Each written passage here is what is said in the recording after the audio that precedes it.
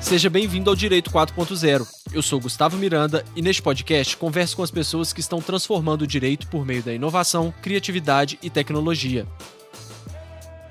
A utilização do design thinking, da tecnologia para a solução de problemas do mundo jurídico é algo que vem acontecendo com cada vez mais frequência e que tem trazido resultados sensacionais.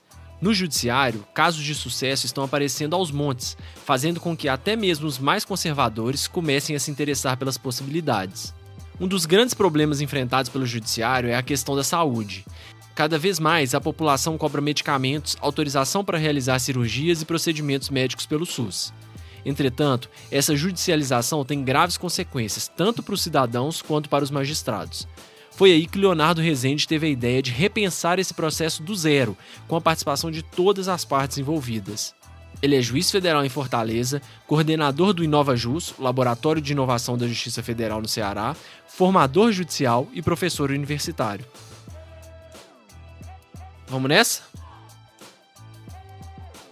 Leonardo, seja bem-vindo ao Direito 4.0. A gente está vendo aqui no podcast, principalmente, em conversas com colegas, que várias iniciativas do Poder Judiciário estão chamando a atenção, estão a atrair os olhos mesmo das pessoas que gostam e atuam nessa área, principalmente de tecnologia, de inovação. E isso eu fico muito feliz, porque é muito legal a gente ver que uma coisa que começa pequenininha vai crescendo um movimento, e hoje a gente está vendo a tecnologia e a inovação como ferramentas muito importantes para causar um impacto mesmo, e até social, né? E aí, dentro disso, conversar com juízes é sempre uma alegria por causa dessa transformação que a gente está vendo. Então, seja muito bem-vindo ao Direito 4.0, e eu queria já começar perguntando para você, assim, por que, uma pergunta que às vezes geralmente eu faço, por que inovação, por que tecnologia? Onde começou essa busca sua para entender que, olha, eu acho que a gente precisa aplicar alguma coisa diferente aqui para a gente poder fazer alguma coisa diferente na nossa vara? Olá, Gustavo, muito obrigado pelo convite, é um prazer aqui bater esse papo com você sobre temas tão interessantes e que impactam o dia a dia de juízes, de juízas e de profissionais do direito de um modo geral, no cotidiano. Então, um privilégio aqui poder compartilhar um pouco das minhas vivências e práticas na magistratura federal. Eu comecei a me interessar pelo tema por absoluta necessidade. Eu já tinha, na própria magistratura, tido a oportunidade de exercer algumas funções administrativas. Eu fui diretor do foro da Seção Judiciária do Ceará por 4 anos, fui também auxiliar da presidência do TRF da 5ª Região, e essa experiência de cunho mais gerencial me propiciou o contato com algumas metodologias, com algumas ferramentas, que em determinado momento eu percebi que poderiam ser úteis também na resolução dos casos, ou seja, na atividade propriamente jurisdicional. Nós, juízes, temos sido provocados a enfrentar questões cada vez mais complexas. Complexas porque impactam na vida não só de uma, 2 pessoas, mas de grandes coletividades. Complexas porque envolvem múltiplos entes, múltiplas instituições, porque as soluções não são únicas, na verdade, são problemas complexos que muitas vezes podem ser resolvidos de forma bastante diferentes. Enfim, e a adoção de mecanismos tradicionais do processo para resolver esses problemas não surtiu os efeitos desejáveis. Na verdade, o processo demorava, as soluções não vinham, o impacto social esperado era pequeno, e foi quando decidi, na prática judicial, começar a aplicar algumas metodologias, como design thinking, metodologias relacionadas ao design aplicado ao direito na jurisdição propriamente dita. Legal. E eu não sei se eu posso afirmar que a maioria, assim, mas se não for a maioria, está perto de ser a maioria. Geralmente, quando eu pergunto isso para juízes, são pessoas que ocuparam algum tipo de cargo de gestão mesmo, de liderança. Você acha que você também compartilha dessa mesma visão, que geralmente as pessoas que se interessam mais por esse tipo de tema são pessoas que têm essa oportunidade de desempenhar um papel e ter contato com uma gestão e tentar aprofundar nessa área do conhecimento? Eu também não teria como fazer uma afirmação categórica, me faltaria a base empírica para tanto, mas eu tendo a concordar intuitivamente com essa premissa, de um modo, seja porque teve uma experiência pretérita na gestão, seja porque sente uma determinada vocação para essa atividade mais administrativa, mais gerencial, e acaba por isso se envolvendo em projetos que vão além da magistratura, né? Hoje, nós vivenciamos no judiciário brasileiro um ambiente muito rico de experiências na área de laboratórios de inovação, de centros de inteligência, de redes de cooperação, e isso, obviamente, atrai aqueles profissionais, as juízas, os juízes que têm, digamos, essa pulsão por uma jurisdição um pouco mais criativa, mais inovadora, para além da tradição, né, do processo, da maneira como se conduzir no exercício da jurisdição. Legal. E para usar aqui o jargão, né, das startups, qual que era assim qual que era a principal, ou quais eram as principais dores da vara, né, da qual você é juiz, para que você chegou e falou, bom, a gente realmente precisa de abordar isso de uma forma diferente? Gustavo, eu sou juiz da 6ª Vara Federal no Ceará, que é uma vara com competência cível. E tínhamos e ainda temos uma série de ações coletivas envolvendo a judicialização da saúde, né? Esse é um tema que tem despertado a atenção e, sobretudo, a preocupação, né, dos juízes federais, estaduais, enfim, no Brasil inteiro, porque cada vez mais a população vem cobrando medicamentos, procedimentos cirúrgicos, exames, que não obtém na rede pública de saúde, acaba se voltando para o judiciário, que se vê diante de uma quantidade gigantesca de demanda e que nem sempre consegue produzir as respostas suficientes, né? Uma maneira talvez mais eficiente, mais inteligente de lidar com a demanda de saúde é por meio dos processos coletivos. Então, nós temos na vara algumas dessas ações e que demandam realmente muito do juiz. São poucas ações, em termos quantitativos, mas que, por conta dos impactos e da complexidade, acabam exigindo muito, né, dos magistrados que estão conduzindo esses processos. Então, sem dúvida, esses eram aquelas ações que davam insônia no meio da noite, que a gente acordava angustiado, né, porque não consegue obter respostas simples, porque, afinal, os problemas são complexos. Então, esse foi o campo mais propício para começar algumas experiências na área de aplicação de legal design, né, de design aplicado ao direito, na tentativa de diagnosticar mais adequadamente os problemas a serem enfrentados nessas ações, envolver com maior engajamento as diversas entidades que, de alguma maneira, estão associadas à resolução daquele problema. Quando estamos falando de saúde, isso envolve União, Estado, município, Defensoria Pública da União e do Estado, Ministério Público da União e do Estado, os hospitais, os pacientes em si, muitas vezes um hospital universitário. Então, é uma gama grande de entidades envolvidas que precisam estar dialogando, né? Um processo complexo como esse, ele tem que ser conduzido muito com base no consenso, com base de construções coletivas. E o Design Thinking é uma metodologia que proporciona esse trabalho mais horizontal, interdisciplinar, interinstitucional, né, de experimentação em busca de um diagnóstico mais preciso das dificuldades que resultam naqueles problemas, nas causas mais profundas que geram aqueles diversos litígios, e na construção de soluções que propiciam um maior foco no usuário, que permitam realmente estratégias mais sustentáveis, e foi por isso, enfim, que eu comecei a perceber que os problemas, se não estavam sendo resolvidos da forma tradicional do jeito desejável, é porque eles reclamavam a adoção de metodologias mais inovadoras e aplicadas por profissionais que realmente entendam com o objetivo de atingir esses melhores resultados. Antes da gente entrar nesse processo aí, quando você fala que demanda muito dos juízes, em que sentido assim que esse tipo de processo demanda? além, óbvio, né, dessa quantidade de partes envolvidas e do impacto aí que vai ter para as pessoas? São processos que são basicamente conduzidos em audiências, né? O processo estrutural, por conta desse caráter mais dialógico,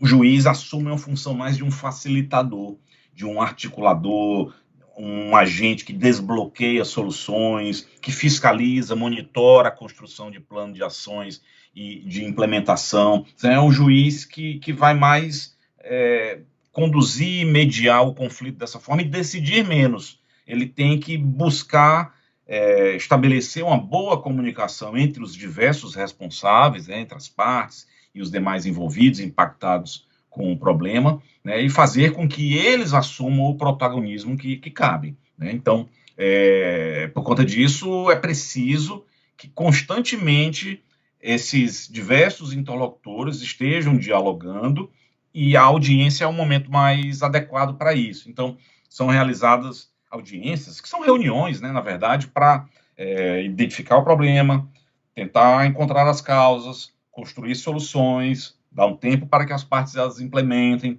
avaliar resultados, volta depois, mais audiência para ver se precisa mudar alguma coisa. Então, é um processo que ele assim, demora para ter um fim e ele exige muito em termos de participação do juiz, estabelecendo essas interlocuções e enfim, desbloqueando as arestas que estejam a travar, né, a construção de melhores soluções para o problema. Né? Além disso, a gente sabe que esses interlocutores, como por exemplo o Ministério Público, a Defensoria Pública, que estão fazendo realmente o contato com o usuário final, né, com o paciente que está demandando ali um medicamento, uma cirurgia, ou uma vaga numa creche, ou uma questão de moradia. São eles que estão sofrendo a pressão da população que necessita da garantia dos seus direitos. E, naturalmente, esses interlocutores institucionais reverberam essas pressões para o judiciário. Então, nós estamos sempre também recebendo ali as demandas, as petições, as cobranças, né, por maiores resultados nas ações. Por isso que eu digo que são ações que dão trabalho e que geram angústia, porque a gente sabe que eles levam tempo para serem solucionados. Processos estruturais não se resolvem com uma canetada. Né? Muitas vezes, quando o juiz tentado a resolver um problema dessa natureza, com esse nível de complexidade, com a canetada, com a solução daquelas muito brusca, essa decisão acaba não surtindo efeito, ou ela não é cumprida, ou ela acaba sendo modificada pelas instâncias superiores. Então, para resolver problemas com esse nível de dificuldade, soluções graduais, que nem sempre vêm na velocidade que a gente deseja, porque, afinal, a gente vive num país com muitas dificuldades estruturais, né, com problemas de gestão, com uma necessidade muito grande a ser suprida, sem os recursos suficientes para tanto, e por isso que é um processo que exige também muita paciência, né, e persistência, sobretudo.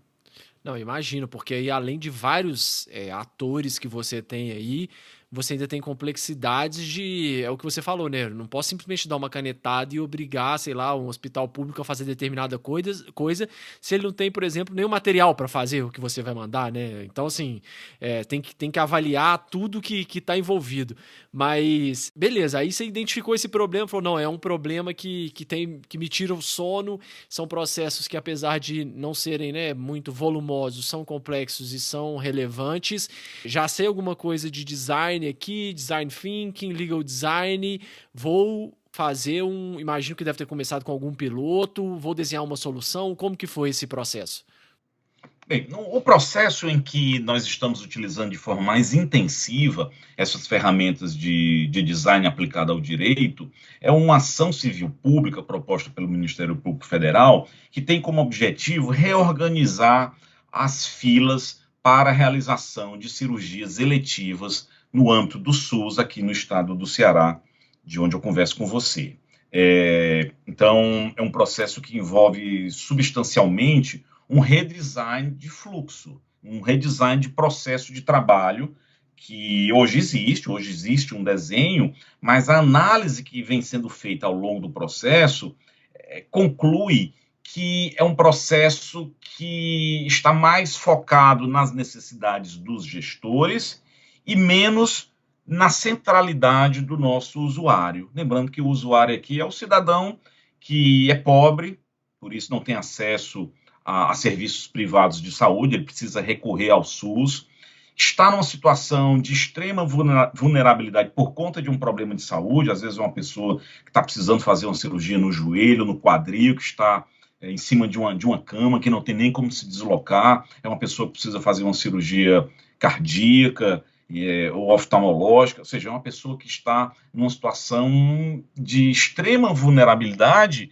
e que não pode, sobre os ombros dela, recair as maiores responsabilidades dentro desse processo, de procurar, ele procura a unidade básica de saúde, depois ele vai realizar exames, vai realizar consultas, vai se submeter a procedimentos, outras consultas com especialistas, muitas vezes ele é levado aí à central de regulação para buscar autorização para realizar uma cirurgia ou outra. Então, a gente percebeu que era uma rotina, né, um fluxo processual da primeira consulta, do primeiro atendimento até a realização da cirurgia, muito complexo e com muito ônus para esse cidadão, né, que está tão vulnerável. Então, a ideia é redesenhar esse fluxo, levando em consideração as necessidades do usuário, tentando tornar a sua jornada mais amigável, né,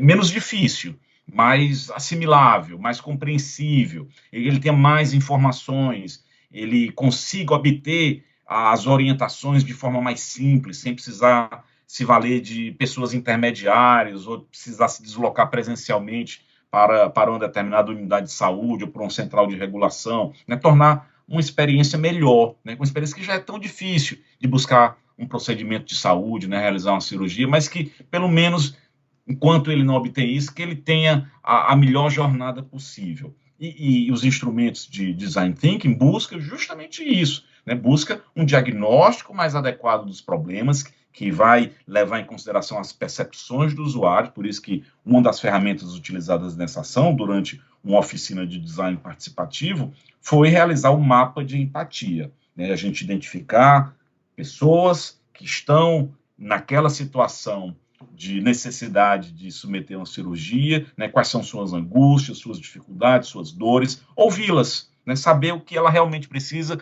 e qual é a percepção que ele tem desse sistema como um todo, né? Foram, inclusive, neste processo, realizadas entrevistas com usuários reais. Nós fizemos um mapa de empatia, né, dentro da dinâmica característica de um design thinking, com pessoas hipotéticas, mas também fomos conversar com usuários concretos, pessoas que estavam vivenciando essas dificuldades, né? É preciso ressaltar, Gustavo, que desde já, que essas metodologias, essas ferramentas que eu tenho aplicado na condução dessa ação,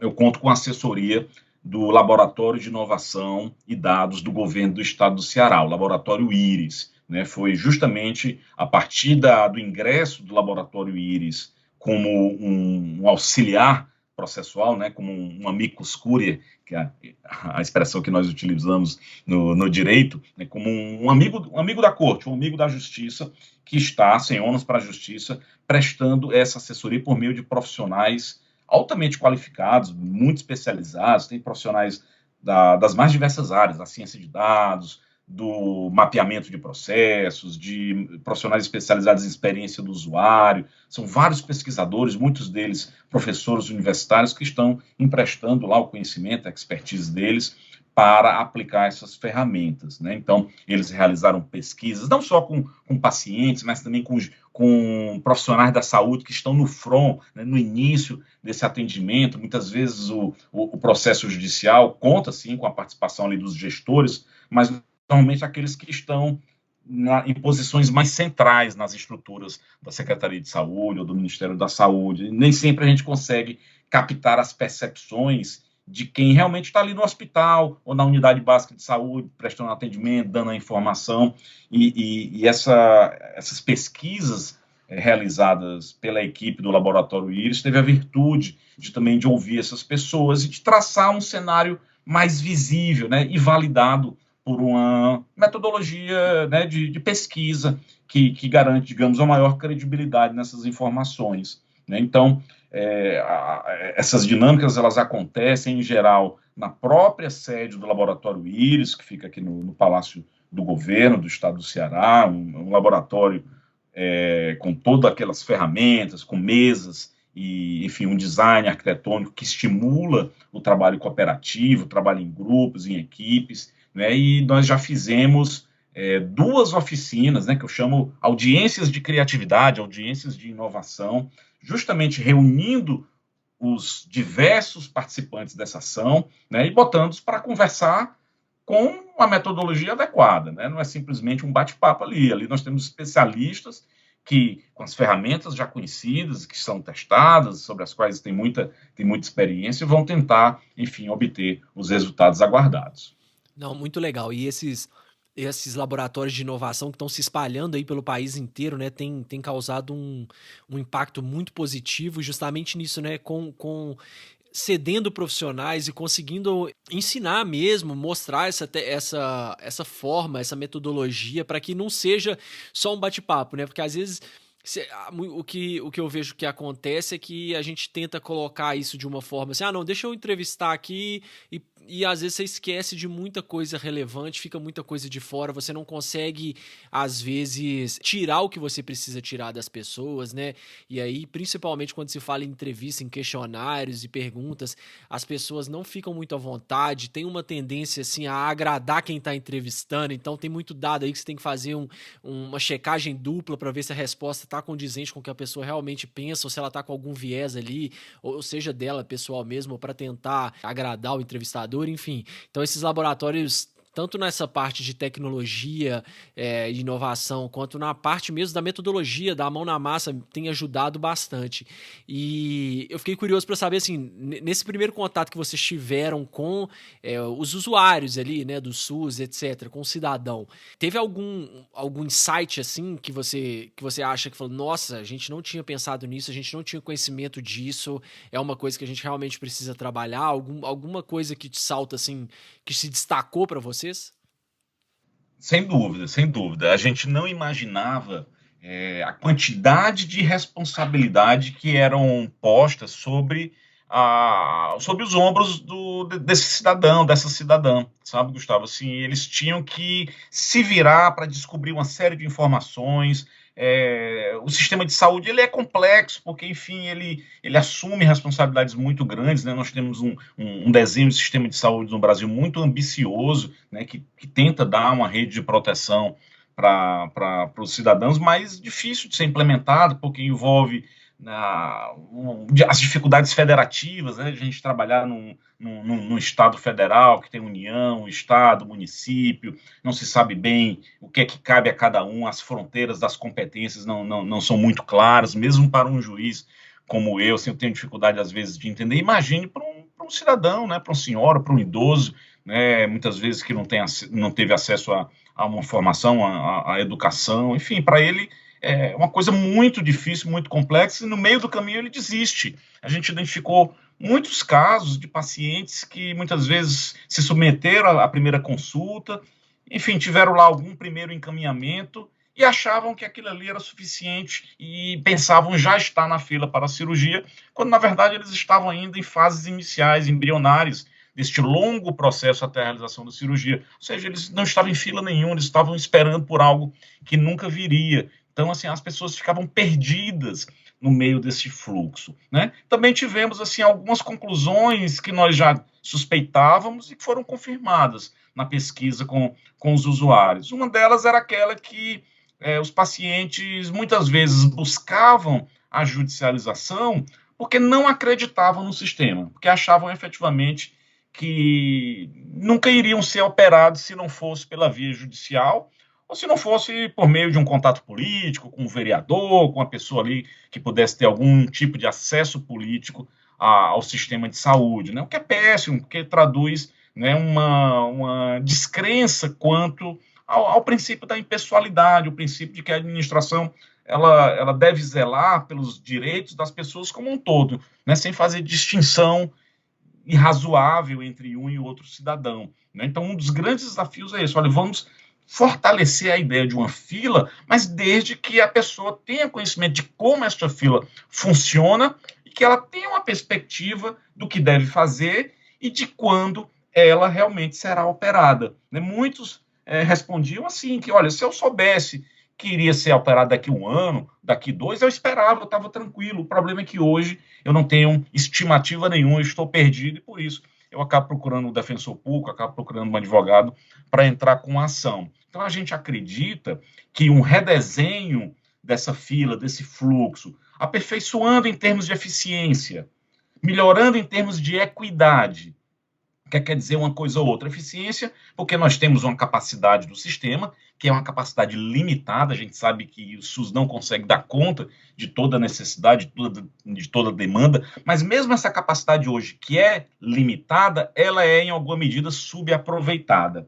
Um achado que a gente tem verificado nessa ação, Gustavo, muitas consultas, muitos exames e até mesmo muitas cirurgias acabam não sendo realizados, há um alto índice de absenteísmo, porque simplesmente não se consegue fazer uma boa comunicação com o paciente. Imagine, um paciente desse está precisando realizar uma cirurgia no joelho, muitas vezes esperando 2, 3 anos. Quando chega a vez dele ser operado, o centro médico, o hospital, a central de regulação não consegue mais localizar, porque ele mudou de endereço, porque ele não está usando mais aquele celular, os contatos já estão desatualizados, porque realmente passou muito tempo e não havia, digamos, um contato mais cotidiano, mais permanente, de trocas de informação, de atualização.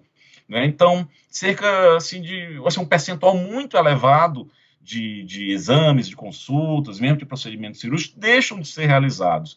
Então, há um problema de eficiência que um fluxo mais bem desenhado, que mecanismos de comunicação entre o sistema de saúde e o usuário podem favorecer.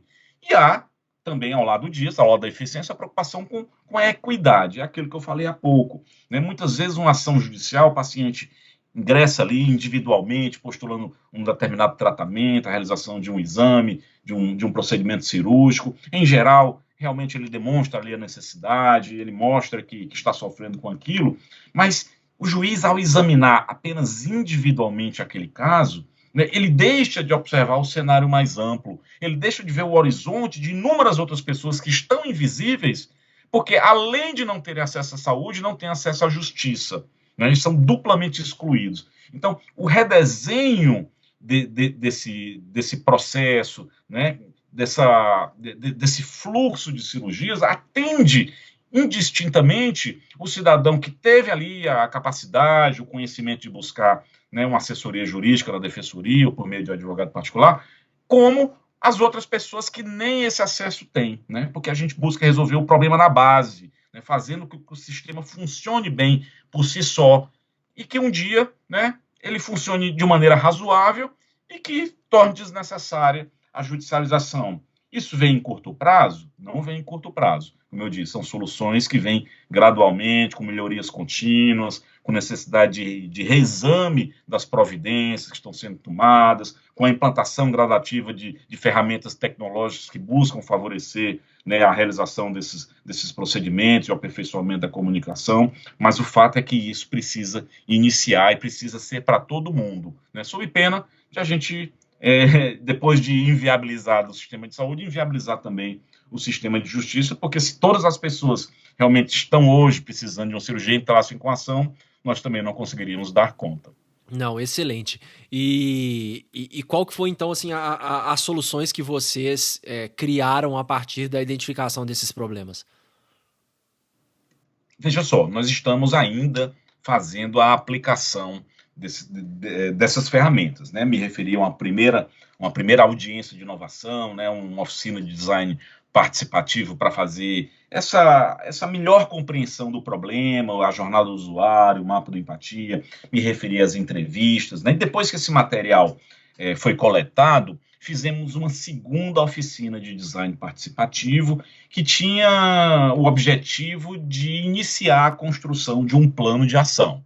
Em outras palavras, olha, vamos sentar aqui, já temos uma ideia aqui bem mais clara de qual é o problema, vamos encontrar aqui as causas, mais profundas, mais reais, não interessa a solução superficial, porque, enfim, essa não dá sustentabilidade, a gente quer encontrar realmente o problema na sua origem, né? E fizemos reunião com a utilização de várias técnicas, né, de gestão, diagrama de Ishikawa, né, o diagrama de espinha de peixe, aquela matriz Gucci para identificar quais das ações seriam as mais urgentes, de acordo com enfim, a sua urgência,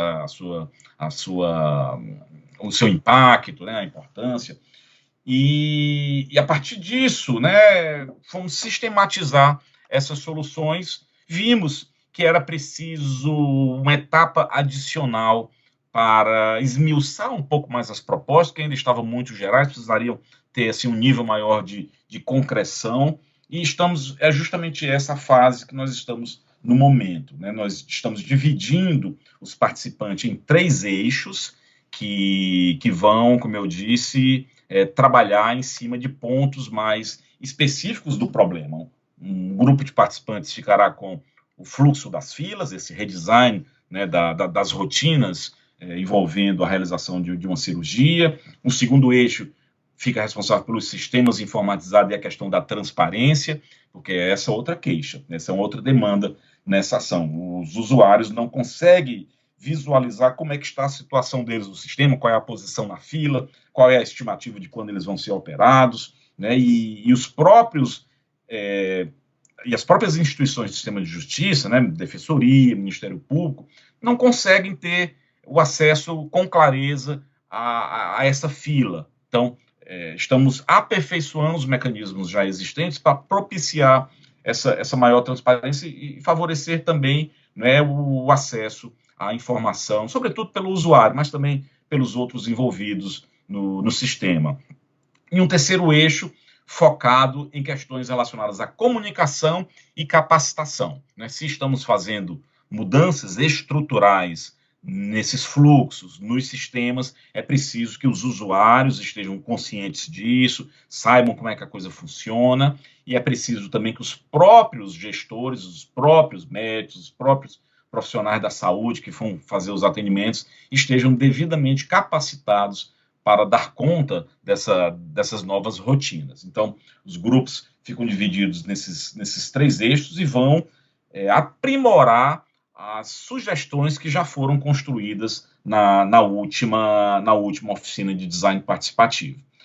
Concluída essa etapa, estima-se que nós façamos uma oficina final, aí sim, para finalizar o plano de ação, construir, definindo quais as responsabilidades de cada um dos entes, o que é que cabe à União, o que é que cabe ao Estado, o que é que cabe ao município, o que é que a Defensoria vai fazer, o que o Ministério Público pode atuar, né? E depois disso, né, construir o plano de ação com cronogramas, com medidas de acompanhamento, né, também criar um mecanismo de governança para o monitoramento dessas ações, né? O juiz sozinho, ele não tem a capacidade de fiscalizar, de ver o que cada um está fazendo, se estão dentro do prazo, se tem algum ali que está fugindo um pouco do caminho trilhado, né? Então, criar um mecanismo para compartilhar a responsabilidade pelo monitoramento dessas medidas de implantação do plano de ação e estar constantemente revisando, né? Porque a realidade é dinâmica. A aplicação dessas medidas pode ou não surtir os efeitos desejados, se não surtir, o que é que houve de errado, o que é que poderia ser feito diferente. Então, é um processo que não tem muito o prazo para terminar, né? A gente vai evoluindo e vai acompanhando, vai monitorando, vai modificando, até um dia, quem sabe, né, que o sistema esteja funcionando bem por suas próprias pernas e o juiz possa gradativamente ir abandonando esse campo, deixando para aqueles que são, de fato, as entidades que são responsáveis pelo sistema de saúde. E é um processo super complexo, né? Nossa, é trabalho demais, muito trabalhoso, porque muita gente envolvida, muita coisa complexa, muito fator que foge ao controle de todo mundo, né? Porque sempre alguém depende de alguém, né? Igual você falou, às vezes não está no âmbito, é o município, que aí tem também o estado, mas aí tem uma participação da União e vira uma coisa muito complexa. Sobre esses fatores, né, que nem sempre estão no nosso controle, a pandemia foi um que em boa medida nos atrapalhou e em outras acelerou determinadas soluções. Interessante isso, né? Porque a pandemia, de fato, foi preciso suspender, né, durante pelo menos os períodos mais críticos, o andamento desta ação. As pessoas que participam desse processo eram as mesmas pessoas que estavam lá preocupadas em assegurar a ampliação dos leitos de UTI para atender os pacientes com Covid, foram os mesmos que depois tiveram que organizar o sistema de vacinação, né, e claro, diante de uma prioridade dessa natureza, as ações de saúde ficaram em alguma medida paralisadas, as cirurgias eletivas, né, tiveram que ser suspensas, porque, enfim, elas demandam a ocupação de leitos de UTI, eles estavam todos lotados. Mas, por outro lado, a pandemia acelerou o desenvolvimento, né, dos aplicativos de comunicação. Aqui no Ceará, né, enfim, houve desenvolvimento de aplicativos para fazer os agendamentos da vacinação, assim, para ter essa comunicação mais direta com o usuário, e isso, de alguma maneira, deu a experiência, deu o know-how para que as equipes, né, pudessem desenvolver também os aplicativos de comunicação no que tange a realização das cirurgias eletivas. Isso é muito legal, né? Porque com a tecnologia você sempre aproveita, né? Você sempre pode. Uma coisa que já está pronta, por mais que tenha que ter algum tipo de adaptação, você já consegue aproveitar e mata duas coisas já num tiro só, né? Então isso é muito bom. E já tem algum, assim. Já teve algum impacto tudo isso que vocês fizeram até então? Você já percebeu alguma coisa dentro, só de já ter conversado, ter startado esse processo, você já percebeu alguma coisa que mudou nisso tudo? Sim, sim, né? Por exemplo, essa questão do aplicativo. Foi desenvolvido um aplicativo chamado Plantão Cirurgias 24 Horas, justamente dentro do esforço do governo de reduzir o acúmulo de cirurgias que foi agravado durante a primeira fase da pandemia, né, em que as cirurgias eletivas ficaram suspensas. Né? Esse foi uma ferramenta que os próprios envolvidos lá mesmo, não foi nem por determinação judicial, não foi nada, eu fiquei sabendo depois, eles próprios, né, já haviam acelerado a criação dessa ferramenta, que é claro que é uma ferramenta que ainda precisa passar por um aperfeiçoamento em termos de design de interface, vai passar por testes de usabilidade, precisa sim ser melhorada, mas já foi um primeiro passo importante que demonstrou que o pessoal captou qual era a essência da coisa. Né? O próprio laboratório Íris trabalhou em alguns ajustes, né, em termos de usabilidade desse aplicativo. Um outro impacto positivo que eu acho que vale a pena mencionar é que o Tribunal Regional Federal da Quinta Região, né, do qual eu faço parte, ele identificou esse caso da Sexta Vara como um piloto, como um caso modelo, e a partir disso criou um núcleo denominado Núcleo de Apoio à Gestão Estratégica de Perícias e Processos, que serve justamente para oferecer aos magistrados que conduzam ações complexas, ações com esse nível de dificuldade, o apoio, o suporte para a realização de procedimentos como esses que eu estou promovendo. Né? Nesse caso, eu consegui fazer, eu mesmo, pessoalmente, a interlocução com a equipe do Laboratório Íris, eu sou o coordenador também do Laboratório de Inovação da Seção Judiciária do Ceará, então ficou ali no âmbito dos laboratórios, eu consegui, né, fazer essa interlocução, mas nem todos os juízes têm esse tipo de acesso, né, depende muito do perfil de cada um. Então, aqueles que, porventura, não conseguissem identificar ali quem poderiam ser pessoas, experts, para auxiliar na resolução desses casos, eles se voltam à corregedoria do nosso tribunal, a corregedoria examina, vê ali se, de fato, o caso se enquadra dentro desse perfil, que demandaria algum serviço mais especializado que o juiz não tem acesso, e, uma vez aceito o caso, né, a própria corregedoria deflagra as providências institucionais para assegurar ao juiz aquele tipo de apoio que é necessário para a condução da ação. Né? Esse foi, que eu conheça, a primeira unidade, o primeiro núcleo em tribunais com essa natureza, mas sei que outros tribunais, inspirados até por essa iniciativa, também vêm criando mecanismos semelhantes para apoiar seus juízes diante de litígios complexos. Então, foi uma consequência, não foi propriamente para a área da saúde, mas na própria gestão de casos difíceis no âmbito do Poder Judiciário. E isso era uma das coisas mesmo que eu queria perguntar, porque quando você tem, né, tanto trabalho envolvido, e a gente até falou, né, que especificamente da tecnologia, que a gente consegue aproveitar as coisas, né, porque já fica construído e você só adapta. Quando você tem tanto trabalho envolvido assim, muita gente com diferentes backgrounds, diferentes órgãos, laboratórios, enfim, isso é um ganho muito grande para outras pessoas, outros tribunais, outras varas começarem a adotar também isso, ou pelo menos pegarem essas informações que estão sendo geradas aí para aplicarem no dia a dia. Além dessa iniciativa aí do tribunal, tem alguma outra perspectiva disso de se disseminar mais para outras varas? Olha, eu tenho sido sempre chamado para falar sobre esses casos e os juízes costumeiramente citam, né, casos com características semelhantes e eu vejo também nesses casos a possibilidade de adoção de algumas dessas providências. Esses casos difíceis, eles têm características comuns, mas eles nunca são iguais, né? Eles sempre têm ali problemáticas próprias e aí cabe ao juiz, diante, digamos, desse conjunto de ferramentas, analisar quais seriam mais adequadas a cada caso. Então, eu tenho realmente conversado com vários colegas. Hoje, na nossa escola da magistratura, na Escola Nacional de Formação e Aperfeiçoamento de Magistrados, a Infam, nós temos um programa de pós-graduação, inclusive com mestrado profissional, do qual eu sou aluno da primeira turma, que vem desenvolvendo uma série de pesquisas nessas áreas de processos estruturais, demandas de alta complexidade. Nós temos professores experts conduzindo grupos de pesquisa sobre o tema, professor Antônio César Bochenek, que é juiz no Paraná, professora Priscila, juíza no Rio de Janeiro, uma série de outros pesquisadores que estão, né, desenvolvendo mecanismos e difundindo, né, esse tipo de conhecimento para o judiciário como um todo, né?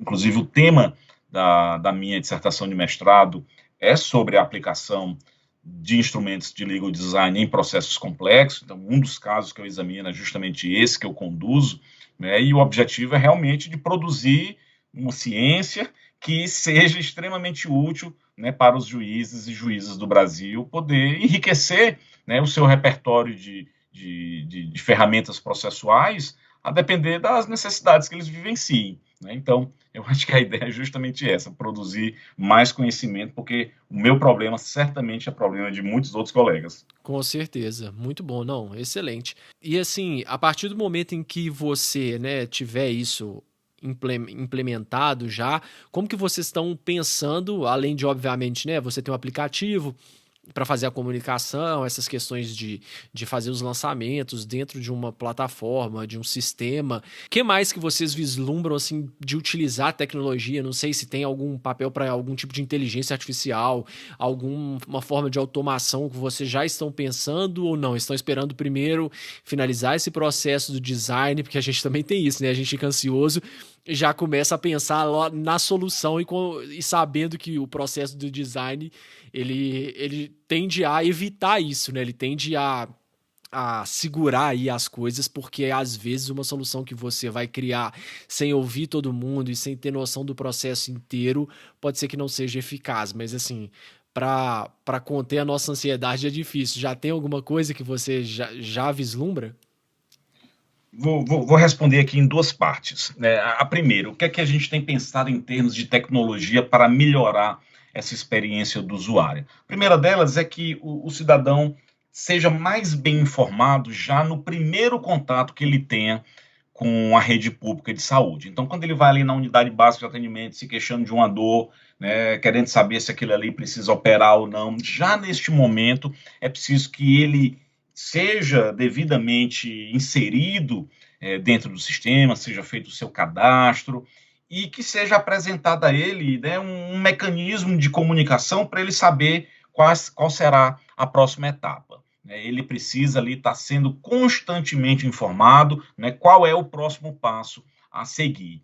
E que sejam providências que fiquem sob a responsabilidade do sistema de saúde. Então, não é aquela pessoa que tem que ir atrás de um médico para marcar a cirurgia, para depois ficar esperando, e depois que o médico passa o exame, ele vai ter que ir atrás de outro. Não, o sistema tem que providenciar esse tipo de marcação e tem que dizer onde é que o paciente tem que ir, que documentos ele tem que levar, apresentar um checklist, né, marcar a data, dar uma estimativa de quando aquele próximo ato vai ocorrer. Então, a primeira coisa é essa, que nós tenhamos um sistema informatizado que retire das costas do cidadão essa necessidade de ele ser o principal motor para que o processo ande. Não, o processo tem que andar por si só, por força do sistema, e o cidadão tem que ser bem informado, estar sempre atualizado daquilo que ele vai precisar fazer em cada uma das etapas. Então, esse, digamos, é o nosso maior desafio, e é difícil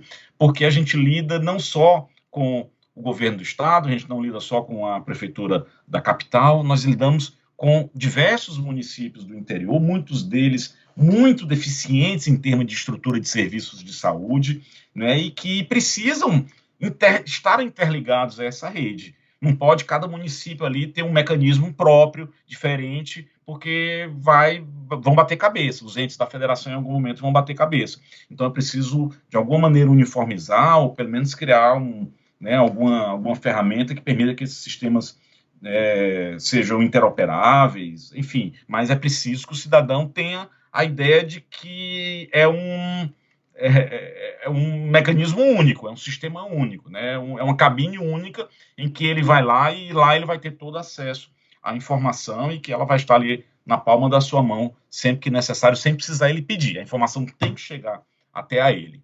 Este, digamos, é o nosso primeiro e gigantesco desafio. Eu ia falar isso, é um desafio gigantesco, né? Posso imaginar, mas também tem um impacto gigantesco, né? Assim, para o cidadão que utiliza esse serviço já sair com essa noção e o processo startar dessa forma é um salto gigante.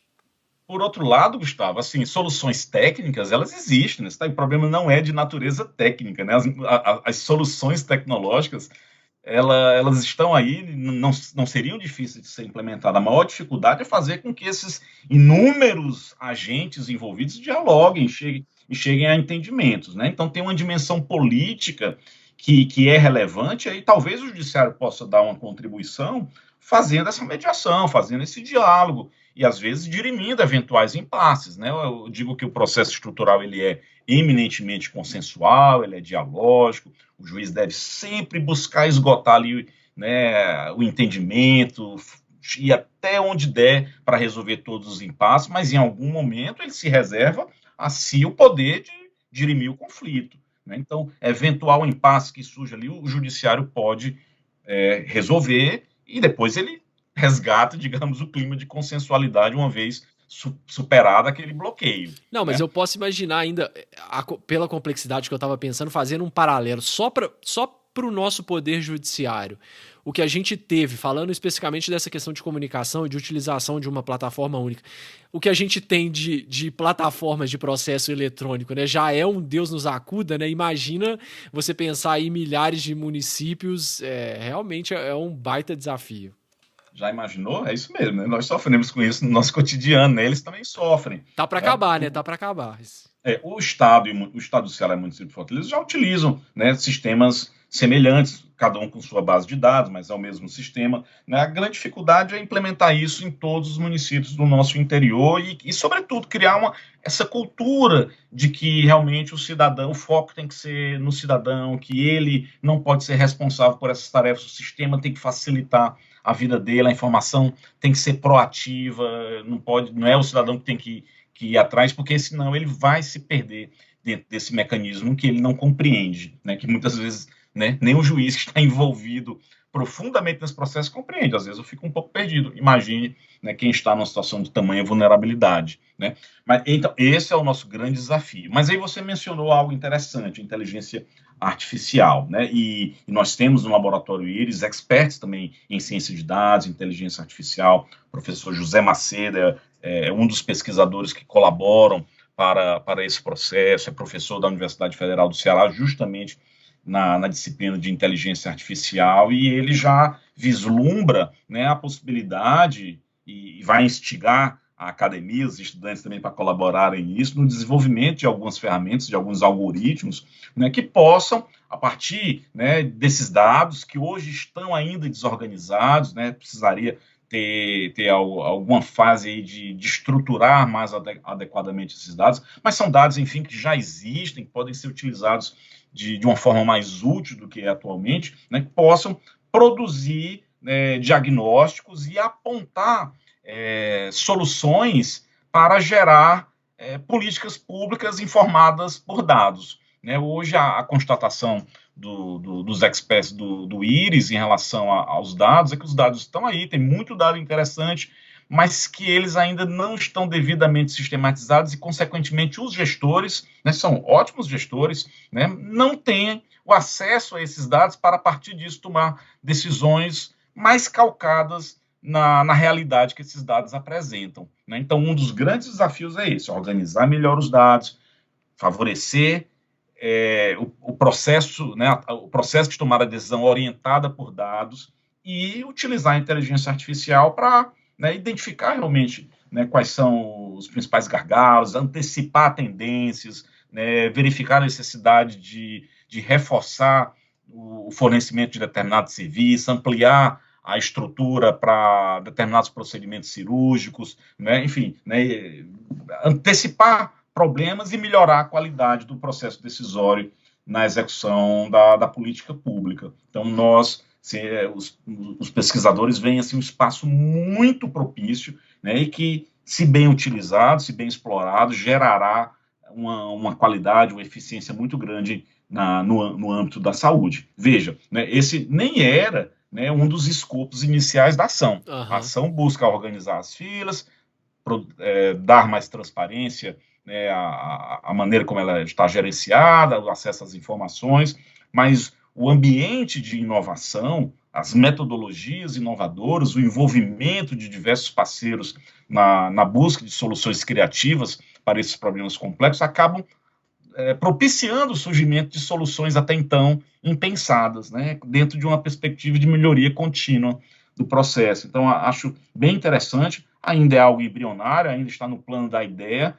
mas já começamos a amadurecer essa questão dos dados e a utilização aí de inteligência artificial para melhorar a gestão, produzir decisões mais racionais, mais inteligentes. E aí, a partir disso, né, quando você tem um sistema ou os dados mais estruturados, ou às vezes até falta dados mesmo, né, um sistema mais populado de dados, o céu é o limite, né? Porque você pode, aqui pensando, divagando aqui, mas você pode, por exemplo, a partir do momento que você tem muitos dados, já começar a organizar essa fila automaticamente por, sei lá, por giro de leito. Ó, eu sei que, em média, quem precisa operar tal coisa fica tantos dias internado, então aquela pessoa ali provavelmente vai vagar aquele leito, então eu vou encaixar essa aqui imediatamente. Então assim, é uma infinidade de utilizações que pode ser feita, né? A gente pode começar a encaixar isso tudo aí automaticamente, sem ter que deixar alguém analisar, esperar vagar, não conseguir nem dar um prazo, uma perspectiva de quando que isso vai acontecer. Você começa a resolver vários problemas sem querer, né? Assim, sem querer, entre aspas, mas que não eram o objetivo principal. Aí você começa a ter esse dado que é tão valioso para conseguir tomar decisões ou até mesmo fazer alguma coisa, uma inteligência artificial, gerar, se não tomar a decisão propriamente dita, gerar dados para que alguém tome essa decisão mais bem informado ou de uma forma mais ágil, né? Isso é muito legal. É exatamente isso, você captou perfeitamente. Hoje, assim, os gestores, eles carecem, eles têm muitos dados, mas carecem de outros, né? Os hospitais, por exemplo, pouquíssimos têm lá os seus sistemas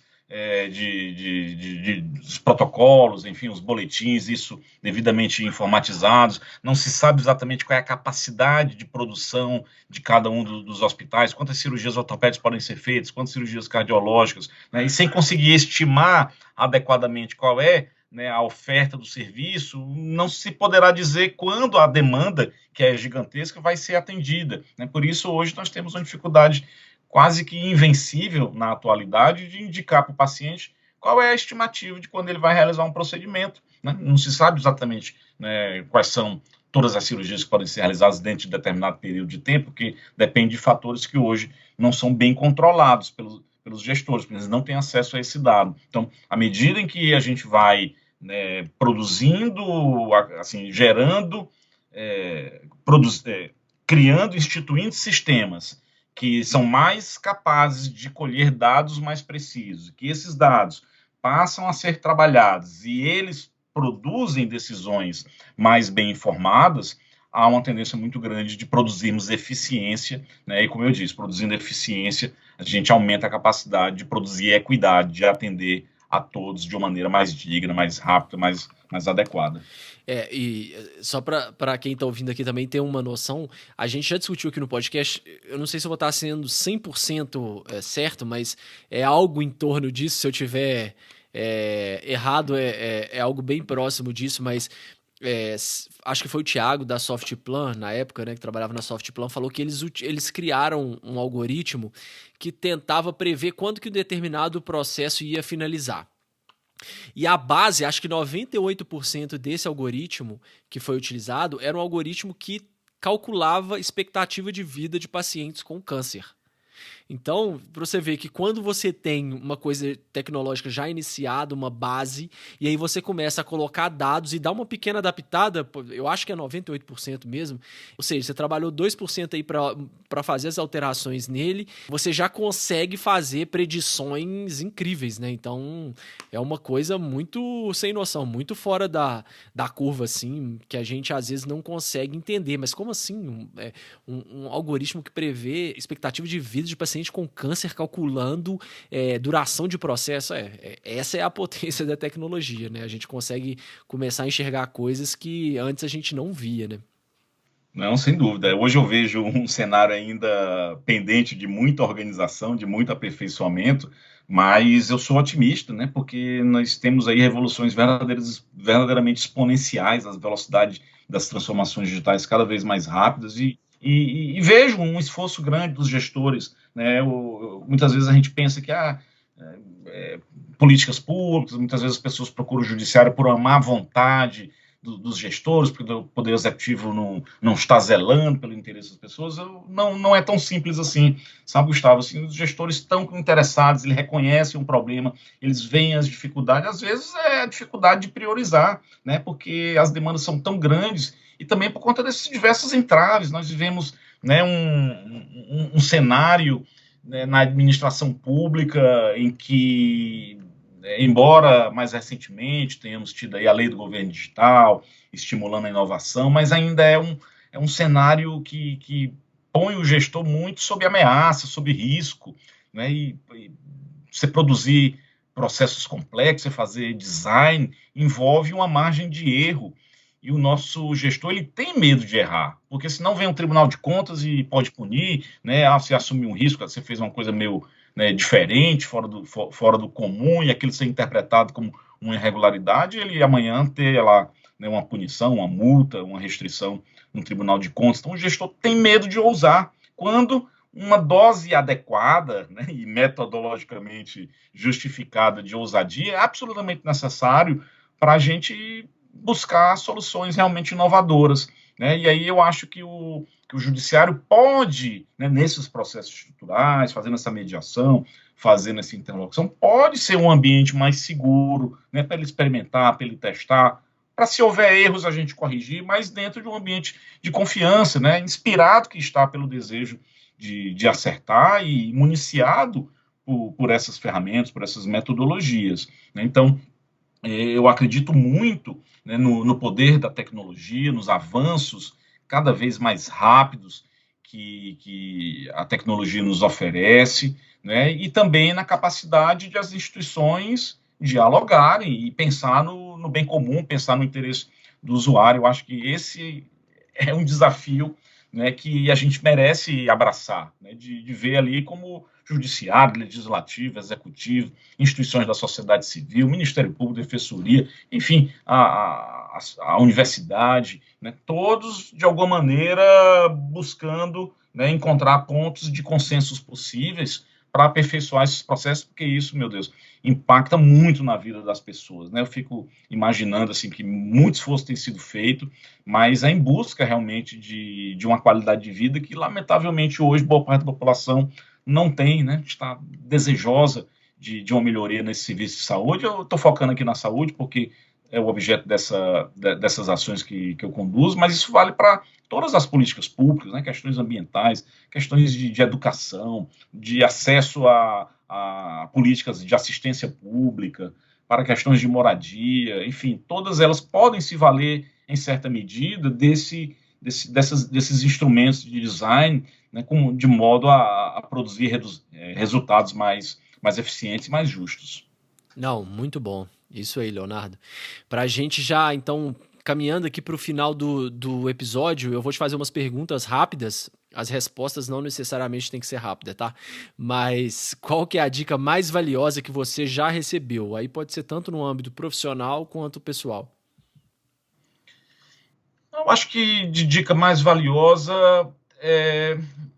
eu acho assim de estar aberto ao novo, né? De não se intimidar diante de desafios que parecem ser impossíveis de serem alcançados e de dar um passo de cada vez, né? De 1% feito hoje já é melhor do que nada, né? Então, abraçar essa ousadia e ter paciência, porque os resultados são incertos, mas se o trabalho for bem feito, se o diálogo for fluido, a tendência é que eles apareçam em algum momento. Boa. E o que significa sucesso para você? Olha, sucesso, na minha percepção, assim, envolve estar num ambiente, né, de harmonia, em que não só eu, né, esteja bem, né? Eu acho que tem que ter ali um equilíbrio entre as pessoas que estão ao meu redor, né, que envolve, né, uma solidariedade, um bem-estar mútuo, né? Eu acho que sucesso numa perspectiva unicamente individual, ela não é realizável. Com certeza. E para quem ficou interessado, né, nos temas que a gente discutiu aqui, seja de tecnologia, de design, tem algum material que você indica, algum livro, alguma coisa para a pessoa pelo menos começar a procurar, a entender melhor sobre o assunto, como que funcionam essas metodologias? Olha, em termos de processos estruturais, que eu falei, existem algumas obras muito interessantes dos professores Edilson Vitorelli, Sérgio Cruz Arenhardt, Marco Félix Jobim, são autores que têm se destacado no estudo desses processos estruturais e na identificação de soluções práticas que juízes e juízas possam utilizar diante de situações complexas como essas que eu relatei. Em relação a legal design, existe um material clássico da professora Margaret Hagan, que você encontra inclusive na internet, né, o Law by Design. Você colocar no Google, você encontra o livro eletrônico dela, ela que é professora de Stanford, que é um referencial importante, né? E a partir disso, certamente, né, pesquisando nas redes sociais, na internet, vocês vão encontrar redes muito importantes de pesquisadores. O professor Bernardo de Azevedo, do Rio Grande do Sul, também conduz grupos de pesquisa nessa área, então recomendo procurar por aí, e aí é só um fiozinho que se você puxar vem muita coisa. É isso aí. Tem até, quem quiser também, tem vários episódios sobre legal design, visual law, inclusive com o próprio Bernardo de Azevedo. A gente já gravou alguns episódios aqui, e inclusive um com a pesquisa sobre a opinião dos juízes sobre a utilização de visual law em petições. É muito legal. Então, quem é interessado pelo tema, eu sugiro também dar uma passada aqui nos nossos episódios para achar essas entrevistas que a gente fez com essas pessoas. E quem quiser te acompanhar, tem alguma rede social que você utiliza? Eu até utilizo, mas com certa discrição, sabe, Gustavo? Eu utilizo o Instagram, mas com moderação, não é público, e eu ando tão comprometido, né, com essas ações, com o magistério, enfim, que não teria tempo de produzir conteúdo assim para fins mais públicos, né? Mas, enfim, estou à disposição, né, na Justiça Federal do Ceará, né? E, enfim, sempre disposto a trocar ideias e colaborar com quem, porventura, né, esteja pesquisando sobre esses temas. Maravilha, Leonardo. Então, mais uma vez, muito obrigado por participar do Direito 4.0. Eu que agradeço a oportunidade, fico aqui à disposição sua, dos seus ouvintes, e me coloco aí para seguir nesse debate. Um grande abraço para você. Para você não perder nenhum dos nossos próximos episódios, siga o Direito 4.0 no seu player favorito, siga o nosso Instagram, que é @Direito 4.0 Podcast, e também estamos no LinkedIn.